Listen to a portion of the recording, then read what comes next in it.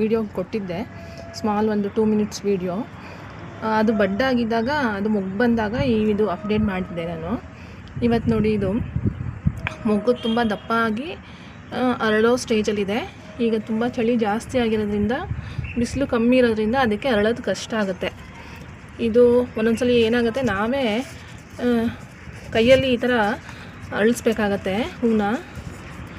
ನೋಡಿ, ಈ variety pink cloud ಅಂತ ನನ್ನ ಒಂದು ವಿಡಿಯೋಲಿದೆ, ಗಾರ್ಡನ್ ವಿಡಿಯೋಲಿ. ಯಾರಾದರೂ ನೋಡಿದರೆ ಇದು ನೋಡಿ, ಇದೆಲ್ಲ ಅರಳಕ್ಕೆ ರೆಡಿ ಆಗಿದೆ, ಆದರೆ ಬಿಸಿಲಿಲ್ಲ, ಅದಕ್ಕೆ ಅರಳಕ್ಕೆ ಆಗ್ತಾಯಿಲ್ಲ.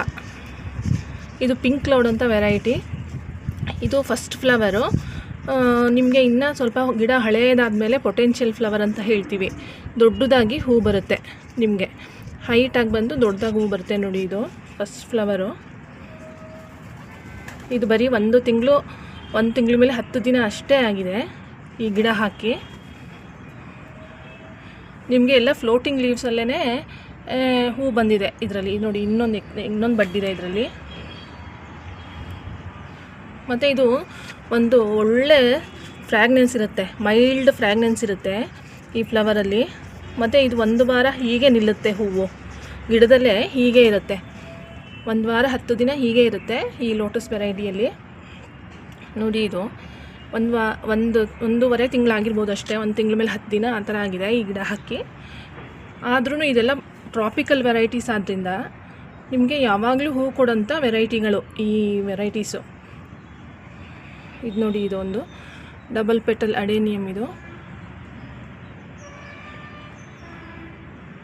ಇದೆಲ್ಲ ಸೇವಂತಿಗೆ. ನನ್ನ ಒಂದು ಲಾಸ್ಟ್ ವಿಡಿಯೋಲಿ ಒಂದು ಅಪ್ಡೇಟ್ ಮಾಡಿದ್ದೆ, ಡೇರಾ ಕಟ್ಟಿಂಗ್ಸ್ನ ಹೇಗೆ ಹಾಕೋದು ಆ ಥರ ಅಂತ. ನೋಡಿ, ಇದೆಲ್ಲ ಈಗ ಎಷ್ಟು ಗ್ರೋ ಆಗಿದೆ. ಇದೆಲ್ಲ ಕಟ್ಟಿಂಗ್ಸಲ್ಲಿ ಹಾಕಿರೋಂಥ ಡೇರೆ ಚೆನ್ನಾಗಿ ಗ್ರೋ ಆಗ್ತಾಯಿದೆ. ಡೇರೆ ಸಾಮಾನ್ಯ ಮಳೆಗಾಲದಲ್ಲಿ ಮಾತ್ರ ಬೆಳೆಯೋದು ಅಂತ ಎಲ್ಲರಿಗೂ ಗೊತ್ತು, ಆದರೆ ಕಟ್ಟಿಂಗ್ಸಲ್ಲಿ ಬೆಳೆಸ್ಕೊಳ್ಬೋದು ನಾವು. ಬೆಳೆಸ್ಕೊಂಡು ಪ್ರಿಸರ್ವ್ ಮಾಡಿ ಇಟ್ಕೊಂಡು